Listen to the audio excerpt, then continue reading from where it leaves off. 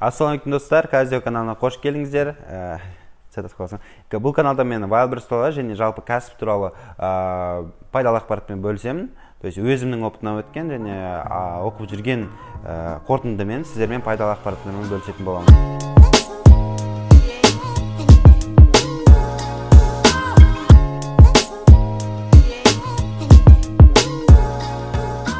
Бүгінгі біздің тема новичоктың 3 үлкен қателігі. То есть бұл рубрика, айтқанда 5 минуттық видео, пайдалы, сізге 5 минуттық тез пайдалы видео, новичоктың 3 үлкен қателігі. Бірінші қателік, то есть новичоктар басында бастаған кезде үлкен товарға закуп жасайды. То есть Wildberries'қа салар алдын үлкен закуп жасайды. То есть ана товардан 10 штук, 20 штук, анатадан 30 штук, каждый товардан 20-30 штуктан алып тастайды да, потом барып олардың карточкасын бәрін түсіріп, сосын барып салады.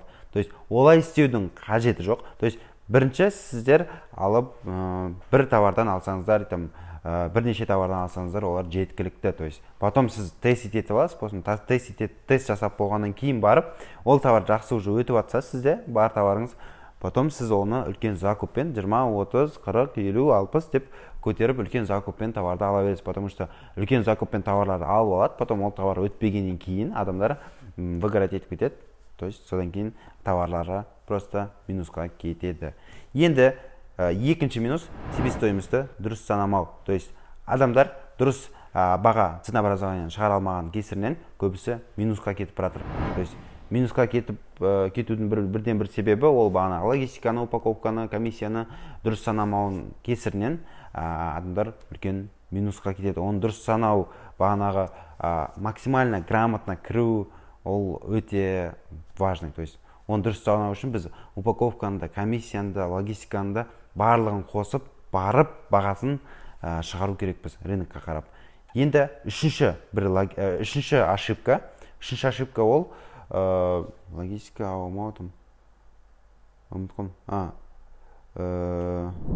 Үшінші біздің ошибка ол поставщики. То есть біз бір поставщикпен келісеміз, барахолкаға барып та, допустим, ол поставщикпен келісеміз, аға, мына товар сізде бар ма, мына товар сізде постоянно бола ма деп келсеңіз, ол аға тұрады, смело, в общем, сала бер дейді ғой сізге. То есть 100 товар шығады, одан көп сала бер осы товарлар дейді да. Сосын сіз товарды барып саласыз. Товар салғаннан кейін ол товарыңыз жақсы өтіп бастайды, 10-20 заказ келе бастайды. Потом ана кісіге келген кезде, аға, маған мына товардан 10 штук беріңізші деген кезде, ол кісі менде товар жоқ дейді. Не істейсіз сол кезде? То есть сіздің товарыңыз, бағана поставщигіңіз көпіріп айтып тастаса, то что товар көп екен, ал сіз бардыңыз да соған сендіңіз и товарды салдыңыз, сізде товар заказ келді, ал заказ келгенмен бәрі товарсыз, ол товар вообще рынокта жоқ та, например. И бағасы да вообще басқаша бағада да. То есть барахолкада 20 точка болса, 20 точкада бір товар 20 түрлі бағада тұрады. То есть ол всегда сондай, барахолкада всегда арзан емес, ол миф просто. Енді, то есть бұны исправить ету үшін сіздер изначально келіскен кезде бір емес, 2 немесе 3 поставщикпен дәл сол нишада сататын поставщиктермен танысып, сол товардың барлығын бар болатындығын біліп подтверждать етіп алу керексіздер. Сол ошибканы, өйткені ол бастан уже талай рет етті, может мына жерде опытный селлерлар отырған шығар, олар білет қалай бағанағы осы ошибканың последствиясында. Так что ақпарат сіздерге пайдалы болса, лайк басып, подписка жасап, колокольчик басып кетіңіздер. Жаңа видео шығып отқанда уведомление келіп отырады. Комментария қалдырыңыздар, өздеріңіздің ойларыңызды ошибка туралы деген секілді. Ал менің парақшама тіркеліп кетіңіздер. Инстаграм парақшам Касым Қазақ.